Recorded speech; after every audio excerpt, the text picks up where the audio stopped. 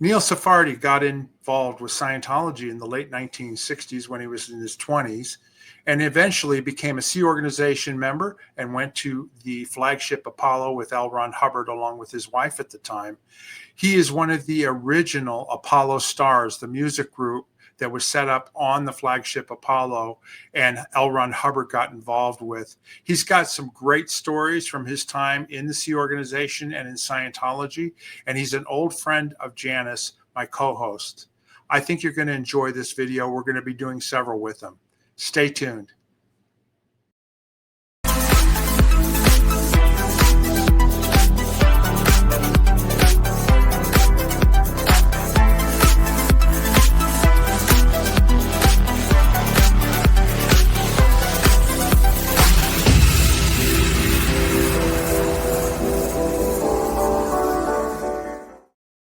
Hello, everybody. Welcome to our channel, Scientology Peeling the Onion. I'm Mark Fisher, and I'm, of course, here with my co-host, Janice Gillen-Grady. Hey, Janice, how you doing? Hey, Mark. Good. G'day, everybody, and welcome to Scientology Peeling the Onion. Yeah, we got a really good guest here that, somebody, go ahead and tell a little bit. I mean, we've known him for a while, and you've known him for a long time. Oh, I've known him since probably 1970, and he's knew my mother before that, back in 69. He's an early Sea Org member from the LA area originally when he got in the Sea Org. I don't know. We'll hear about his history, how he got into Scientology. But he came to the ship with his wife, and he worked in management, and he was a musician, and he has a long history and he's got a lot of fun stories. So we're going to have some good laughs with this one. So welcome, NEIL SARFATI. Hey, Mark. Hey, Neil. Hey, Janice. Hey, Neil. Hey, Neil. How are you? You doing good? Good. Yeah, I'm doing great. This is going to be a lot of fun.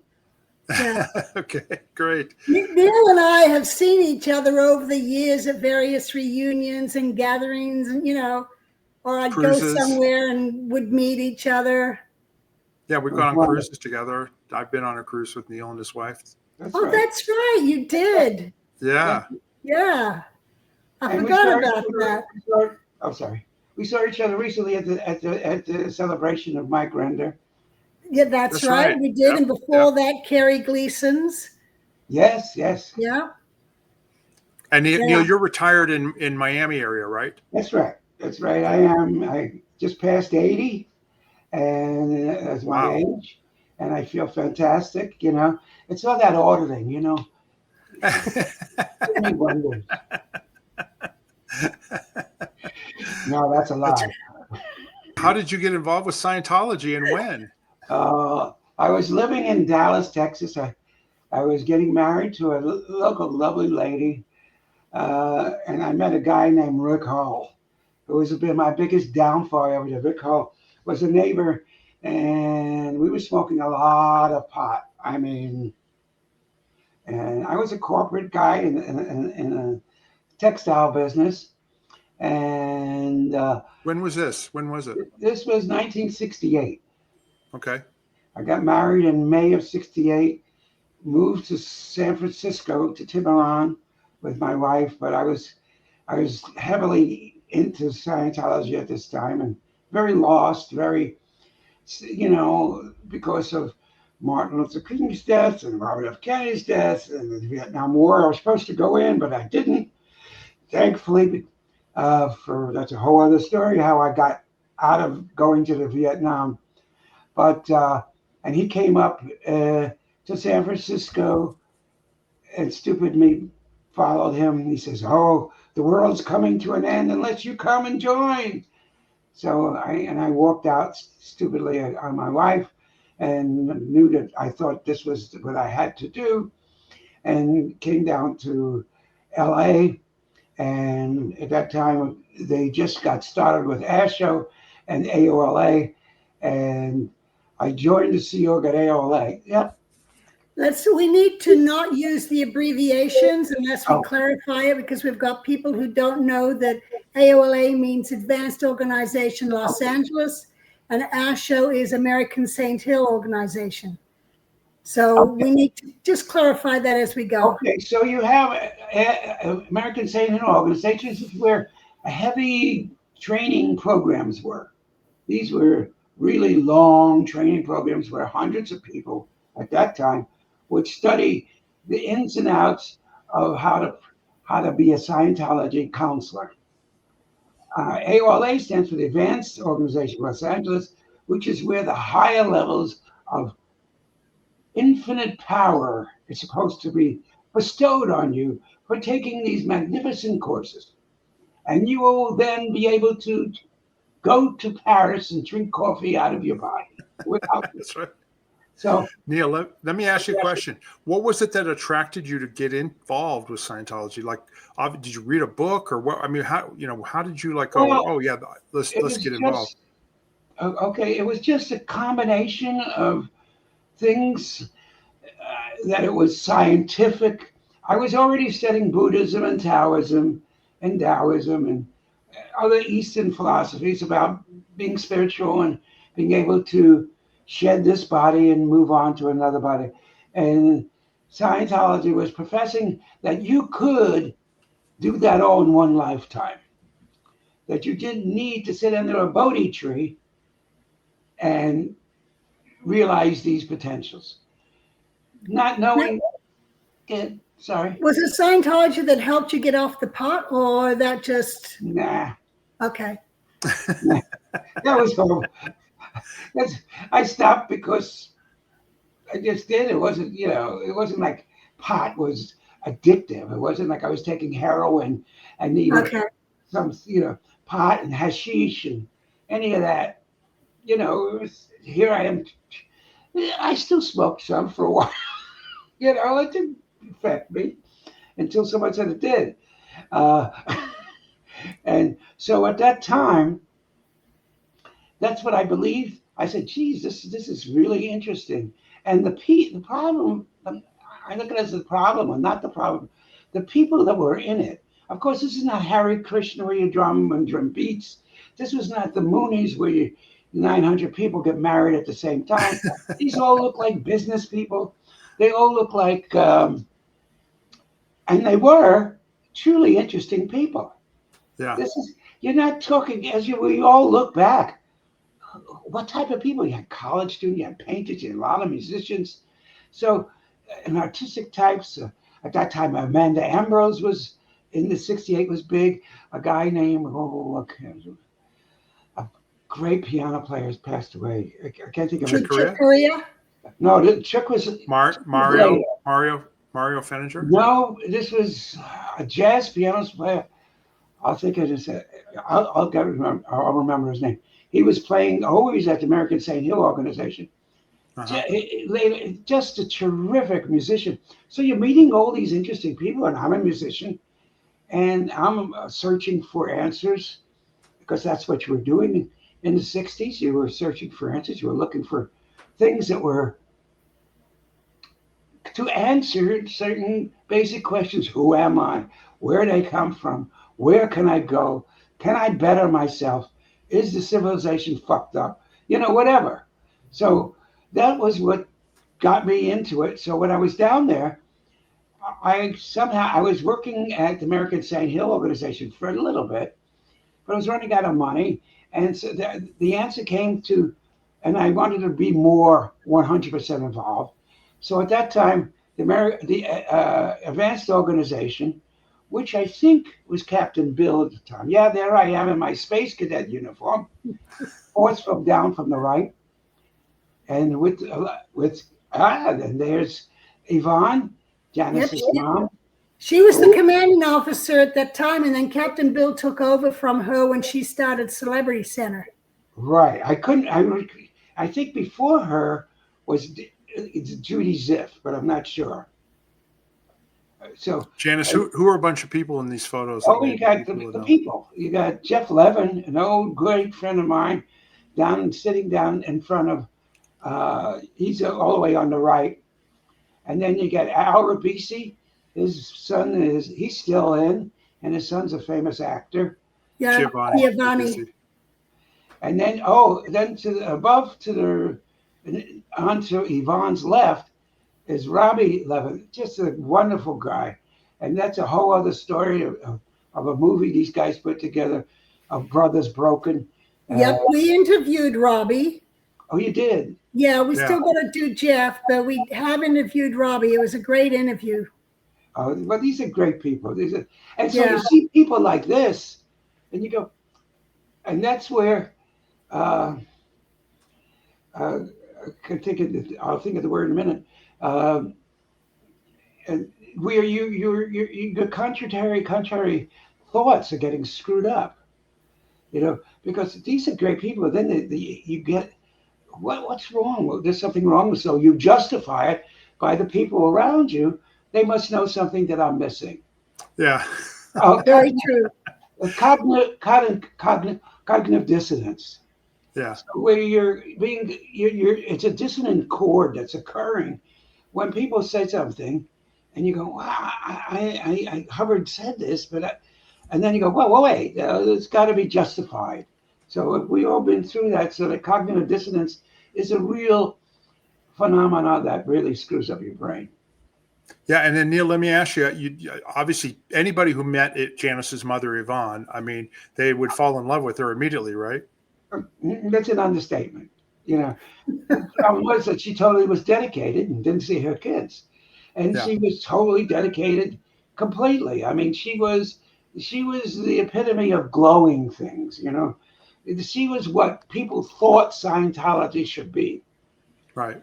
Because she would walk into the room and be the sweetest, and everybody wanted to be at Celebrity Center. And the AOL was not at that. The Evangelog was not that far behind in caring for people. We used to do whatever we wanted. If I wanted to see some young lady at night, I did. It didn't get to where the ship was insanity, or later on as it became crazy with Miscavige and all that. So, but yeah, Janice is my prime. I mean, she created a whole structure of care, which was really the lie was it was her, not Scientology. And that's the truth. She was a charismatic person that made things happen that included people. But It was said she blew things right. Yes, straight out of the Simon Boulevard pilot. Yeah, she was able to do that, and she was comfortable to be around. And then she married later on Hubbard, which was also another unique person who was still the president and still locked up. That's his birthday on Halloween. Two more days. How old will he be, Janice? Do you know? I don't remember. Late 80s, probably 87, 88. Yeah, because I'm 80. He's got to be 90. Yeah. Yeah, I'll have to calculate that out. Yeah. So when you got to AOLA or Advanced Org, that you joined the Sea Organization at that time, right? Yeah. I was. Yeah, did you go on the ships or anything? I'm in California. That was later. Later, the ships weren't there yet. This was in 1968. I joined in 1969, and then Captain Bill came. But we'll get that in. Yeah, that's a whole. Captain Bill was so there we were. So my first job was a letter writer, and I'm dyslexic, so it was really difficult. So they made me receptionist. So at that time, I had these great speakers that I put in and started playing rock and roll in the lobby of this event. So we're having too much fun. So a young lady becomes the receptionist, and her name was Kimma. I forgot. Kimma Jason at the time. That's right, Kimma Jason. So you had this Kimma who was absolutely this glowing, crazy woman. You got crazy me. Then you got a guy who was a cashier named Bob Harvey. And Bob Harvey, it's hard to explain Bob Harvey. So you had this reception area that was really so much fun, not Sea Org sign time. This is just us having a grand old time. At that time, signing up people was not a thing to get money. It was just to sign them up. A registrar, which I was I'd sign them up for courses. And then Bob would collect the money and Kimma would welcome into so it was a whole different atmosphere. So at that time, Yvonne goes over to creates Celebrity Center, and we get in Captain Bill, and he's a real captain of the ship. I didn't know he was such a wacko until really later on. So a story to tell you is Captain Bill was positive, that's him, positive that psychiatrists in Beverly Hills were PDHing, pain drug hallucinating our customers, clients, PCs, whatever you want, the people who were paying services, that they would come in the middle of the night and inject them so they became robots. So being the schmuck that I was and the rest of us, so yeah, he must be, what the hell? I didn't totally buy it, but he was the captain. So at which time we would work all day long in our space suits, helmets and You saw those white boiler suits they were wearing. Well, before that it was nylon. It wasn't even white boiler suits. It was this nylon white jumpsuits, and you had a black patch, a black belt, silver boots, and a little packet. This is my favorite. This little pouch, like just a little pouch. So people would say, Neil, what's in the pouch? Yeah, there's the belt. And in the pouch, they said, what's in the pouch? I said, space. Space. Neil, it's so funny. I remember when LRH came out with this idea of having AOLA all in this uniform. I remember thinking to myself, thank God I'm not part of AOLA. Oh, I'll never forget. There was a guy named, it was Randy something, Randy Knight, something like that. So he went into LA wearing the uniform.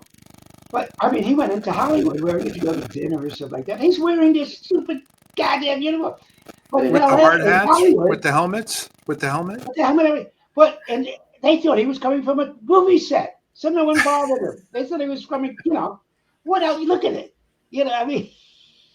Now remember, some of us had silver shoes, So and you wore a blue scarf, ascot. Yeah. So going with the story, so Captain Bill was positive about these psychiatrists. Later on, this is what got him removed. So at night we would dress. Now remember, we were working already from 6 o'clock in the morning. So now it's about 8, 9 o'clock.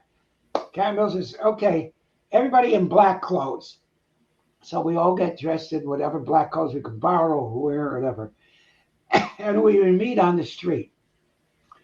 There was only about 25 of us at this time. And the whole Sea Org in the United States, Sea Organization members were about that. So we meet in the street.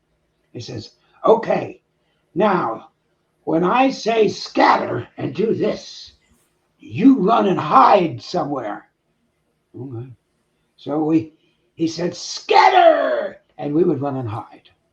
And we'd do this 5 or 6 times.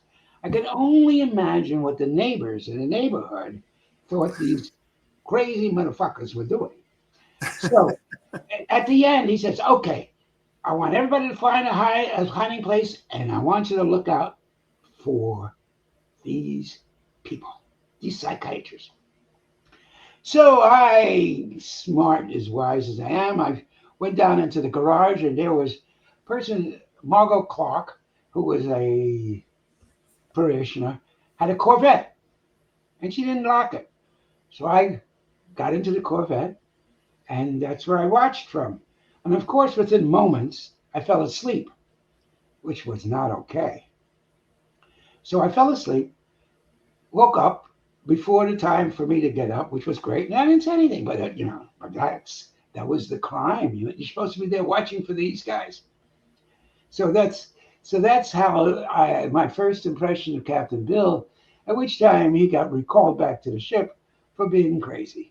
Well, yeah, his wife, Joan Robertson, she used to be Joan Thomas, married to Bob Thomas, and she married Captain Bill. She was married to Bob Thomas? Yeah. Oh, my God. Yeah. I didn't know. Bob Thomas was the deputy guardian for the U.S. Right. Yeah. But yeah, so Joan, I remember her sending a telex and LRH getting this telex about Captain Bill has gone nuts and could he please be recalled? And that's when Hubbard recalled him back to the ship and made him the navigator because he couldn't put him on a job over people until he got in some auditing and calmed him down from the Martians are coming, you know. Yes. That's Cap. I didn't know that much about him at that time. I just thought he was just a little whacked out, you know. And then, okay, so that's when probably Judy Ziff and David Ziff came, probably. Maybe. Yeah, because they replaced him. Okay. So that was what I did for a while, and then I went back to New York for a little bit. Came back. Oh, and then I went on a mission to Buffalo. Oh. And in Buffalo is when I met my dear friend and second wife, Mo. Right. Yeah. I wondered how you met Mo. Oh yeah. So I was there giving some talk, and I met Mo and fell in love, and she fell in love with me, and that was that. And she later on, I went back to LA, and at that time they had a new ship called the Boulevard, which was supposed to be a PR ship for recruiting, which is what we did. Sometimes it got mixed up with the Excalibur, which was later on, which had the RPF. But right. So Mo, I was there. I became the port captain, which is basically the PR guy for the ship on land. Yep, that's it. And there's a picture, I don't know if you have it, that Tony Ortega has of me in a priest outfit. So first you have me in the spacesuit. Then the next picture of me is in a priest outfit as the PR guy for the Boulevard. And that's where my friend Sandy came aboard later on, and others came aboard. And yeah, it was really a fun, crazy ship, because all we did was party and go drinking, and because that's what Bob Young, who was the captain, liked us to do. If you knew Bob Young, that's what you did. You went singing shanties, and he had me doing crazy stuff. And yeah, so Mo finally joins us in Vancouver, I think it was. No, Vancouver or Seattle. And she sells a car, and Captain Bob marries us in Seattle on Puget Sound. And that's the career that it started with my wife and I. And then we went to USLO and did missions from USLO after the ship. But now that the Boulevard, that was down in San Pedro Harbor, like in LA, in the LA area, Long Beach. Long Beach Harbor. I thought it was Long Beach. Long Beach. And then, Janice, we've had people tell us stories too about the ship, the Boulevard, going up to San Francisco to recruit people out of bars and different places. Yeah, is that right? Yeah. And Neil, were you with Captain Bob Young when he went in? And apparently they were hanging out at a bar, and there was a song, "Ride Captain Ride." Yeah. Captain who? Sorry. It was. No, Captain there was the Bob song. Young. That song, you know the song, Neil, "Ride Captain Ride." Oh yeah, that's right. Ship. You got to remember who Bob was. Bob was this also crazy guy, but a wonderful man, and just a character. There's a whole story later. Everybody who puts me in the bosun's chair, which Janice knows. That's a whole other crazy story. That's on the Apollo ship. So yeah, we would go recruiting in bars and drink and. Come on! And we would get people to join, and they had no idea what it was. Well, I guess you did it better than just Shanghaiing them. Almost. But right. Let's come join us. Free love on the ship, and we did everything on the ship.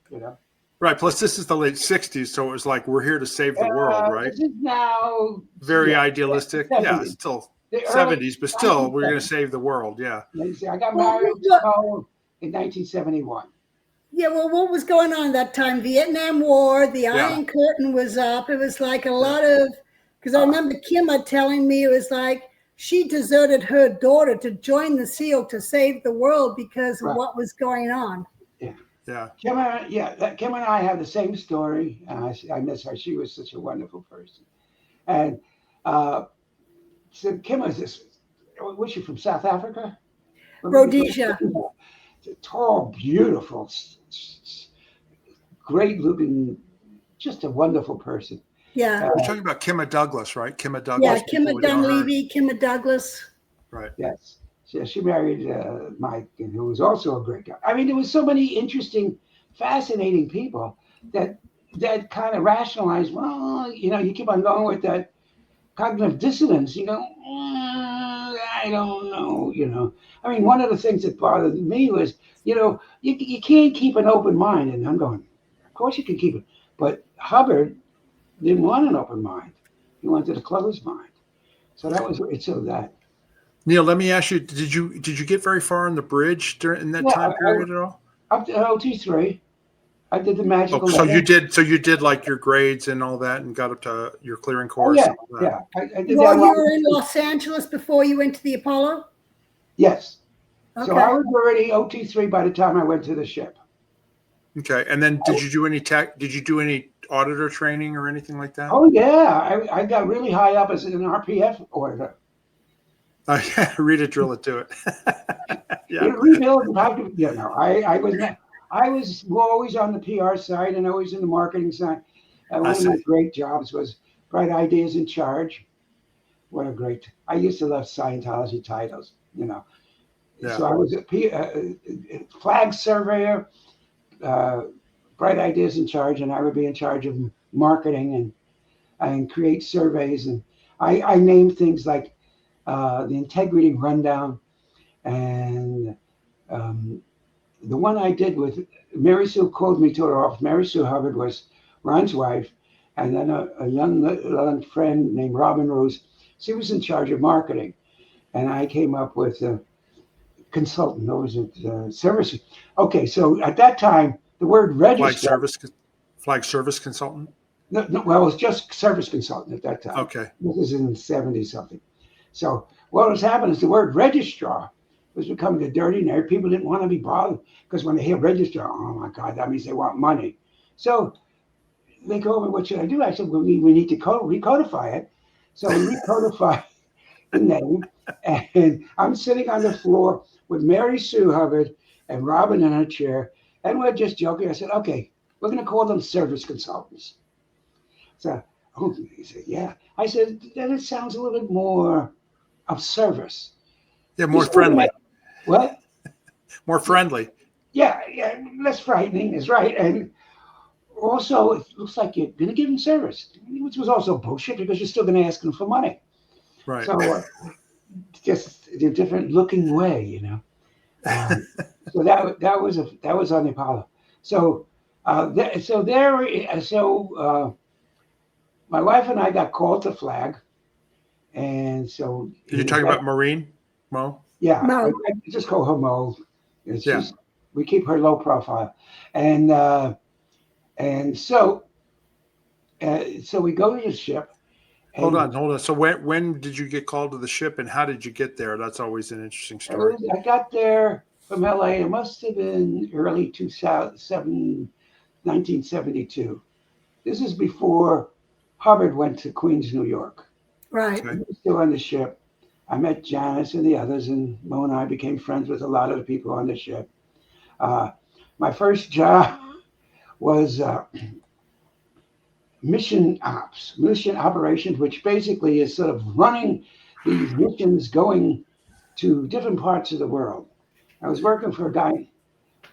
Yeah, no, I wanted to ask you, Neil, first, how did you get to the ship? What was your impression? Where did you go? Was it in the Mediterranean? Just give us a little bit of flavor about when you went to the Apollo for the first time, and what did you think of it when you first saw it? And what port were we in? You were in Madeira. Madeira, Portugal. Yeah. So yeah, I could show you where our cabin was, but that's another. We're somewhere over there. I don't have a pointer. So So so we're going through now. Going to the ship at that time was a secret way. You would Right. fly to some place, and then you wouldn't be told where you're going, and you'd stop off in Madrid, which was the relay point. At which time they told you where it is. Now, all this secrecy is hilarious because everybody in the world except Scientologists and their family knew where the ship was. All the governments always knew where the ship was. All the CIA and all the rest, everybody in the world knew where the ship was, except your family and other Scientologists. Right. It's a weird dichotomy of stupidity, but we kept it secret. So I got to the dock, and there we are. We're looking up at the ship, and I'm going to myself, God, that's an ugly ship. It is rusty. It is absolutely that's a great picture of the ship. It didn't look like that. It looked like crap. There's some other ones there that show it rusty. The forward well deck was very rusty, and then there's a picture in this group showing it all painted up. But You're right. There was that period where it was just rust. It was purely rust and ugly. I go, what the hell? I said, and then of course you start thinking and you go, there must be a reason why it's not painted. Or it looks like this. Maybe it's, what was that word that he used? Oh, when you were not to be seen, Fabian. Oh, Fabian. Yeah. Fabian is a word meaning you're undercover. That's right.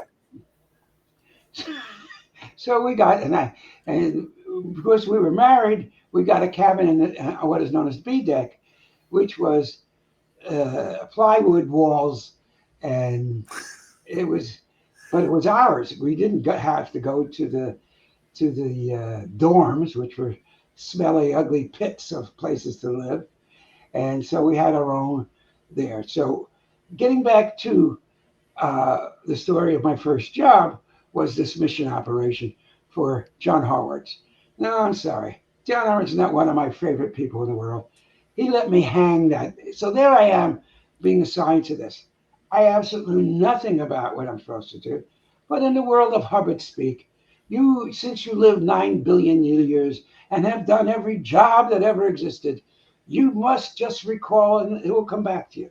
So I'm sitting in this job, not knowing what the hell to do. And John, being the asshole he is, sorry, John, didn't teach me, didn't show me, did nothing. Just let me flounder. So at which time, the messages came down, and this is where I became a joker and a degrader. So the messages are asking me, well, what about this mission X? Well, these are messages from Hubbard, right? Yes, excuse me. So these are Commodore's messengers writing down, people like myself. It could have been you, but I don't think it was you. They came down in their shorts and their thing, and these are cute little girls and lovely people, and they're asking questions. I did not know they're actually asking a question that Hubbard asked them to ask. Right. So they're asking me, so I'm joking with them, and I'm saying, how the hell would I know? John's right next door. He's not jumping in to save my ass. He's letting me fall on the sword because he didn't, whatever reason, he was just that type of, to me, an asshole. You don't let people who are working for you do that. I would never let any of the staff later on in my life ever do that. I would step in. So I'm joking with him. Yeah, well, that mission, who knew? Maybe you might know better. What the hell? Let him go. Let him enjoy himself. So the next minute, the next messenger comes down, puts me on. At that time, there was no RPF, which is the Rehabilitation Project Force, or as I call it, Ron's Prison Force. That's what I call it, because that's what it was. And I went to the deck force, and I'm cleaning and chipping, and I'm loving it, having a good time. And that's because, and then he wrote that day, OOD, and officers, I forgot what. Orders of the day. Orders of the day. He wrote about joking and degrading and how you should not degrade and should look at this thing seriously. So I became famous for that. I was going to say, just so people know, you were a mission operator with no experience. Scientology, the Sea Organization, would send missionaries, people, to different organizations around the world to handle situations.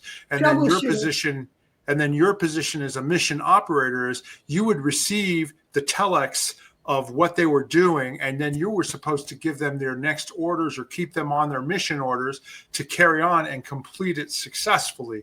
So if the messengers were coming down to go, hey, what's going on with whatever, Keokuk, you didn't know, so you were just saying, and so Hubbard took it as like, oh, you're just joking about it. Meanwhile, you didn't know what the hell you were doing. Oh, that's an understatement. I mean, besides that, some missions went to buy land, some went to buy property, some went to sort out a problem. Besides just going to the organization, so there's many other steps. So thank you for that's a great clarification. Is what it was, and so I did that. And, let me ask you. I want to ask you a couple other establishment questions. Do you remember the first time you saw Hubbard on the Apollo, or you actually had an interaction with him? Oh, everybody always remembers.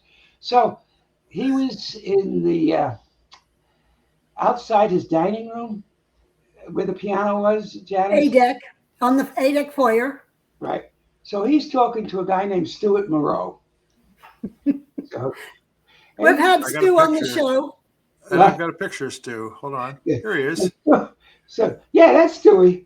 And so he's talking to Stuart, and I walk by, and I like you're meeting a celebrity, and so I freeze, and I'm looking at him, and I have that face on, and he turns around and gives me this, and so I ran away. And so that was the first time. And I was positive he was reading my mind, because that's what you thought he did, Later on, I knew he couldn't even read anything. So, but that's later on. But so that was the first time I met him. Yeah. And what was Mo doing at the time? Was she working as well on the ship? Yeah, she started working as what was known as a program operator, but that was later on. I don't remember what she did at first, but later on she worked in programs, which was running a group of organizations and doing evaluations with his so-called tech of the data series. Right, the data series. Nothing to do with real world understanding and understanding of statistics and the trends of statistics. To him, if the statistics went down, you did something wrong. Didn't understand that in a trend, it could be different things occurring in the environment or with the people or holiday or anything. It could be any reason. Not, well, they're down, that means you don't get any liberty. So everything was punishment. So she was doing that. So she would work at nights and I worked days, because at this time I started working for David Ziff as the Bright Ideas in Charge and Flagship. That's such a funny title, Bright Ideas in Charge. Like, hey, Neil, what's the bright idea for today? Exactly. Well, what is a bright idea to do that, Hey, I want to show this picture just because we're talking about you and Mo. That's you there on the left, right? In the mustache on the left. And then Mo is right next to you.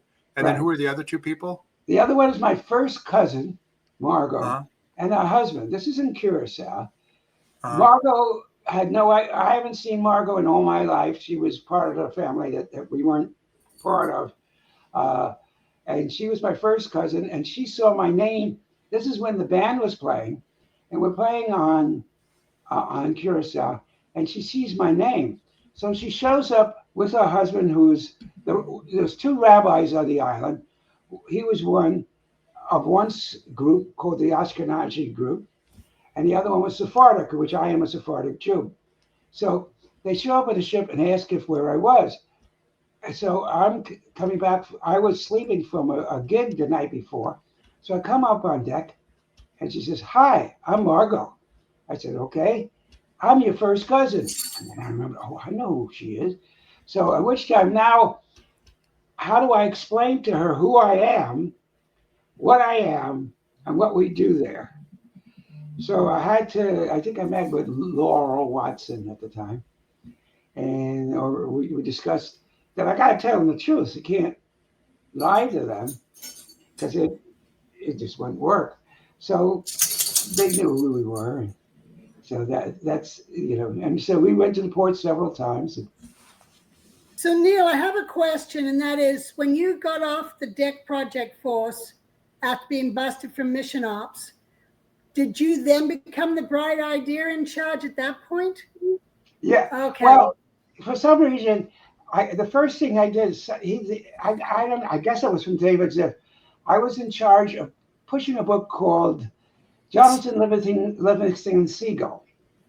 Oh He yeah. was selling it on the ship. So I devised a campaign to sell it, to people to read it, which is very strange for Hubbard to push a book that wasn't his. Well, that was wasn't the rumor? That. But wasn't it the rumor that it was about being an OT or something, or it was written by about a Scientologists? Yeah, go ahead. It was about an OT bird, and my mother read the book, and she thought it was absolutely fantastic because it explained what an OT experience was, operating outside the body. And she got on a roll about it where someone gave her an ivory bird, which I have, and then she got it. They gave her a dress with birds all over it, and then another dress. So it's like suddenly Jonathan Livingston Seagull birds were on her clothing and her countertops. Yeah, just so people know, Jonathan Livingston Seagull, for those who don't know, it was a big popular book in the 70s, right? Yeah, and you know what? He knew nothing about Scientology. He was not an OT, nothing. But he wrote this book of OT phenomena. And they made a movie of it later on. Yeah, they did. Well, I'm gonna pull up trying to pull up a photograph of the image. But OT is operating Thetan. So you as a Thetan or as a spirit operating at your highest level of spiritually is what the book was about. Yeah. Hold on one second. I'm just gonna pull it up here so that people can see what we're talking about. The only difference was Jonathan Livingston Seagull was a benign bird compared to a screaming maniac on the top deck. Yeah, very, very different. Very. Here, I'm going to pull it up right now. This is the book right here. Jonathan Livingston Seagull. The story is by Richard Bach. Right. That was the cover of the book. Yeah. So anyway. we were selling. I got that on the. I was being sold at the canteen, which was the place where we got cigarettes and candy and all sorts of stuff. The canteen was great. I mean, when you didn't have money, you bought Spanish cigarettes, which was $2 a carton. Yeah. And they sure tasted $2 a carton. Yeah. So and then I got assigned to David Ziff. I'm not sure if Hubbard when he came back exactly when he left. I don't know if I don't think I was working in the PR marketing department while he was gone. Well, we left the ship in September 72 and moved ashore to Tangier. And then in December was when Morocco blew up and LRH took off to Lisbon and then to Queens in New York. Okay. And he didn't come back until September in 1973. When? What month? September 1973 is when he came back, and then January 74 is when the RPF was started. Yeah. So the band started in this. It had to be Christmas '73. Yeah. It had to be Christmas '73, and so yeah. So okay. that's So can you tell the story of the band and why it started and Janice and Neil knows. Yeah, and so what happened was simply Hubbard was having trouble in each port. Well, you have this ship, what it was, and you're telling the people that it's some type of educational, international business people. Now, we all look like hippies. So, and that's what we were, so, like I said, everybody in the world and government knew who we were. Everybody else didn't know because whatever, So we'd get into these ports and he'd get done getting kicked out of ports. So we got the band together, but the band together didn't for that reason first. That first we went there because the town of Funchal In had Madeira. a party, and they asked they asked the PR department, which was the port captain's office, who had relations with the port, and at which time they asked if you had any band. So, well, her name was Janet, I think it was. Janet Thompson. Right. She came to me. She says, "You think you can?" I always traveled with my sax. I never not traveled anywhere without my sax. And they asked if I could put a band together. And that's where the early pictures that you saw there I am. And there's another picture. That's me. That's on guitar is Tammy Arbuckle, who was already a rock star in Japan, but we didn't know that. Then you had a brilliant guy who passed away. Dan Auerbach, who played mandolin. Great musician. Is that him in the hat? Is that him in Yeah. the center in the hat? Yeah. Right. Yeah.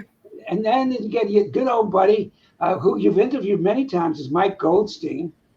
No, is that Mike there? Oh yeah, it is. On the drum? That's Mike Goldstein. Yeah, it is. It's Okay, Golds. yeah. Right. And then behind him, I don't know the guy, but again, PJ. to the left is PJ James. Stevenson. I can't, Janet.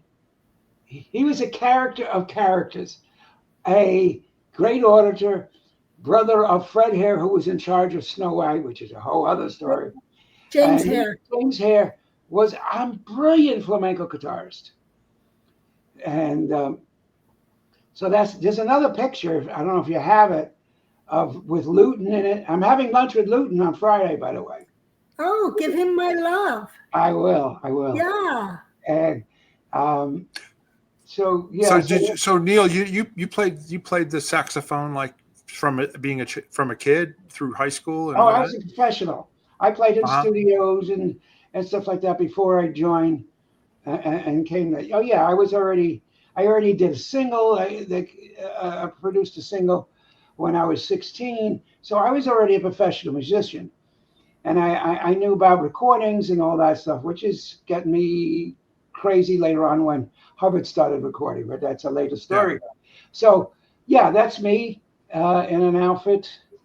What I had on the get together. I think Janet gave me the cap. It wasn't a Sea Org cap. It was just a Weller's cap. So would you guys just rehearse somewhere on the ship and then go do an event in town? We had to rehearse for the first gig, and the first gig was this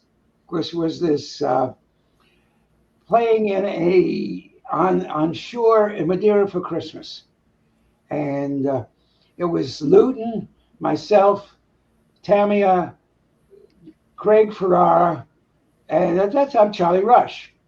I'm going to put this picture up only because it may be later, but these people are in these pictures, right? Right. So you got Luton. You're on the left, and then Luton is the tall black gentleman next to you, right?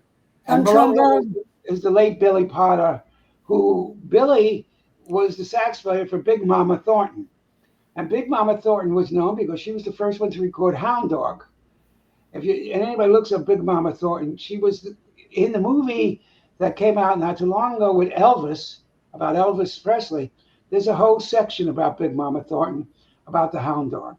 Then you have the late Charlie Rush, who I would say with the mustache, but all of us had mustaches. Yeah, but he's next to Luton. Yeah, he's next to Luton. And then Tommy Rodriguez on bongos. He wrote some great songs, but Tommy is still wanting to be going back into the Sea Org. I mean, he's got to be in the 70s, but it's yeah. Then the late Russ Meadows, Great. That's with the beard, right? The full beard. Yes. Yeah, the blonde hair and beard. Yes.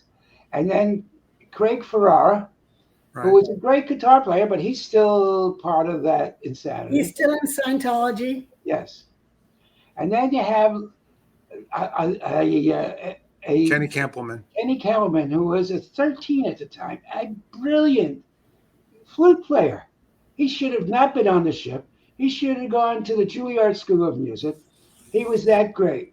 But of course not. He just became another Sea Org member. And the last one is Tamia, who's missing from the picture is Wayne Marple, who's also passed, and he was a trumpet player. He was a trumpet player. Right. Who's next to Billy Potter leaning down? Oh, we don't know. That was someone from Like a local guy? He was a local. a Yeah. local from Jamaica. But hey, Neil, in that first gig, wasn't Captain Bill playing trumpet or something in that? No, he didn't play anything. Well, he wasn't even at that gig, but he heard about us and decided that he was in charge of the band. That's right. Yeah. And so we're putting together now. Since I was the leader, most of the songs at this time were all jazz songs. You know, all the jazz songs that I knew and that other guys knew. And we was a jazz band. And Captain Bill came along, and he thought he should lead with a baton. So there we are. Most of us are real musicians. There wasn't anybody who wasn't, except for maybe Wayne, but the rest of them were really good musicians. So, and we're putting together great songs, and they're loving us on the shore. We're playing the Hilton in tuxedos. There's a picture somewhere of us in tuxedos. And so there he is. So one day, the band is rehearsing, and Captain Bill wasn't there, and one of the messengers came down. I think it was you, Jens, but I'm not sure. And they said, and Hubbard asked, at this time I know that it's Hubbard asking questions. I've learned my lesson. I know how to answer him. And if you want to get something done, how you answer him to get something done. You've learned the whole way of maneuvering. Yeah, you've been grooved in on how to do things. Right. Oh, yeah. If I He learned the hard way. Yeah, I learned. So I got to ask, well, is there anything I could do? This is to make it better for you in the band. I said, yeah, could you get rid of Captain Bill? We want to create our own music. We don't need, because the only song that he wanted us to play was the one from Wizard of Oz. Somewhere over the rainbow? Yes. So this is, which we jazzed up, but he's there going, I said, this is not part, we need to. So at which time he became persona non grata, and we went on our own. I think I've got some pictures. When I get home, I'll have to pull those out Yes. of the very original gig. Yeah. So yeah. there you are with Hubbard there, right there in Right. on the left. This Yeah, is with where I that's am. you down on the left. With my saxophone and my gold Rolex, and yeah, that's us. And the only one missing is Billy Potter at this picture. Yeah, Billy was with Chris at the time in their cabin, according to Chris. Yes. Yes, I remember the story. Yeah. Billy was. Now did L. Ron Hubbard, did he start interacting with you guys on your music and stuff like that? Oh yeah. What was it like dealing with him? Well, at that time it was great because he looked at us and treated us as celebrities. Uh-huh. And we couldn't do anything wrong. Our purpose now was to create, by our music and being entertainers, safe space ports where he would get into and we would be the buffer and people would love us, and we would play to thousands of people sometimes. We would play little clubs in this, and we would and he would push us to learn the music of the island. So we learned reggae, and trying to learn reggae with only one black guy is a little difficult, because they didn't accept us. But we learned and we played well, and we learned how to play. When we went to the Spanish books, we would play pasodobles, which is the songs that you hear in bullfights. Matter of fact, one gig was us, and there's a picture somewhere. Yeah, that's me and Billy. And we would play this, we played a bull ring. And at that time, the bull ring was the kazoo world. That day was a kazoo world where everybody in the stadium had kazoos. So, and the picture, we were wearing street clothes. That's how early it was. So we look like CIA, if you want to look like CIA, not these. So that's for later on. But yeah, this happens to be in Tenerife during the Carnival, and we're on a float, the Apollo float. There's a whole bunch of pictures of that. Yeah, I'll pull those out for our next interview. Yeah, Where did you get your costumes? Did somebody make those costumes for you? Yes, Norman Starkey's wife, Maria, became the wardrobe mistress, and she got us and had custom-made uniforms for us all over the place. That's the blue version of the white version, and these I call them the Elvis outfit. Well, this outfit looks like Herb Albert and the Tijuana Brass. You know what I mean? Yeah, or Elvis, the white ones. Yeah. It was. Remember, this is 75, 74, 75. Yeah. And we all had platform shoes that were made in Lisbon. And these are other types of, we had about, after a while, 30 different outfits that were, some of them were strange and some of them stranger. And I mean, guys, tuxedos, and besides Sea Org officers' uniforms. And so it was, we got up when we wanted to get up. We had breakfast when we wanted to have breakfast. Maureen at this time was on the RPF. And then she wrote a letter to Hubbard. Maureen is a phenomenal choreographer and dancer. So she wrote him, they need dancers. Next minute, my wife is back living with me, and we're traveling all together. It was great. It was a great several years. And I was one of her first dancers. Yes. Oh, really? Yes. And Terry was too, I think. Me and Claire and Dee Dee. How about Tidman? I'm not sure if Terry did it or not, but Claire, Dee Dee, and I did. Yeah. And I remember when we did the circus in Cadiz. Oh, yes. And Chris Potter was the photographer, and LRH is looking at the photos from it, and we did the cake dance. Oh. And LRH is looking at the photos that Chris had submitted to him, and he calls me in, and he points at a photo and he says, "What's wrong with this photo?" And I'm looking at it. I'm like proud. I was out there in the circus ring dancing, and I'm like, I don't know, it looks pretty good. And he says, "You're out of step."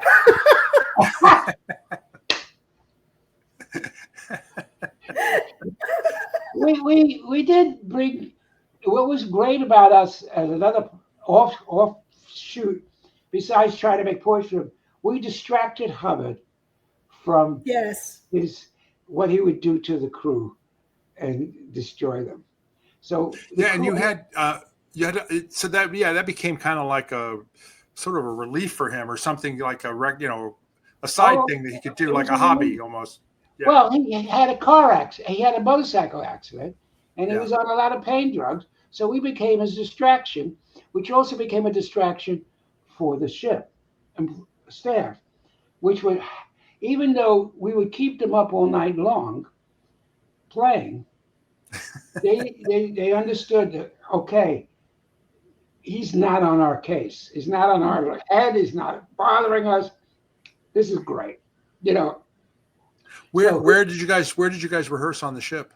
On the poop deck, we would rehearse in what was called the Doggy Diner, which was a little room in the aft across from where that picture is. That picture of us with Hubbard was taken in the aft lounge, what was called, which is where we met people. Remember, yes. So you remember, none of this place is really of any fancy at all. So all the crew that were aft in what was called their B-deck aft. Yes, aft well deck where we rehearsed. Okay, and the poop deck is above that. We rehearsed there. So you got to remember, all the staff at night sleep below us, and they, I apologize to them, but we did distract them. Did you guys play parties for the crew too? Oh yeah. Oh yeah. There's a great picture that Jerry Armstrong posted of us playing a party in the dining room. Well, that was at his wedding to Terry. That's right. You guys played. That's right. So Yeah. his wedding to Terry and Bill Broderick. Was it Bill Broderick? Who else was getting married at the time? There was 3 people. Well, that was Pat Broker and Trudy Venter. Right. Yeah. That's before he married. Annie. Yes. Yeah. Now let me ask you a question. Sure. Let me ask you. So you didn't have any other job at Venture, No. right? You guys, all you did was play music. 6 hours a day I would rehearse. We were in great shape, not compared to the album. And the album was done quite recent, right as we started. And I found out from Terry it was really in Tenerife who recorded it. Yeah. And yeah, I mean, it was an all-night session. And that's one of the reasons it started getting me to go, he doesn't really know what he's doing. But I had to reprogram because, okay, here he is recording with earphones, with the band in front of him, not in a separate studio, which he learned later on. But that album was recorded with mics not working. And You're talking about the Power of Source album? yes. Yeah. Yeah. So, I mean, you can't record with earphones with the band there. You can't. So I take it the band sounded a lot better than that album did, because that album was Oh, you can't even compare it. I mean, that was one of the worst of the worst. If you really heard us later on, I mean, we're playing to thousands of people, getting them excited. We had in the repertoire over 200 songs. Majority of them were written by the guys in the band. Were this all instrumental, or did you have singers too? No, we should have. I should have gotten. Didn't Lori Englehart? Didn't Lori Englehart? That was a different band. Oh, okay.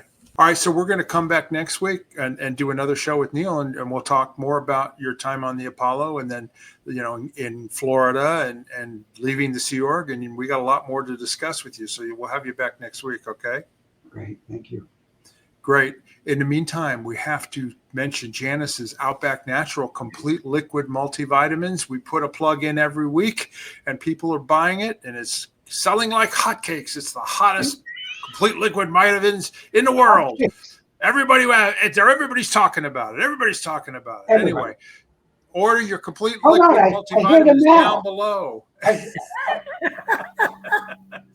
Order it down below. Anyway, it's real easy. You put it in a shot glass or 2 tablespoons. You put it in the refrigerator. It's peach flavored. Shake it up, and you get all your multivitamins just in one gulp. It's so much easier than swallowing a handful of pills.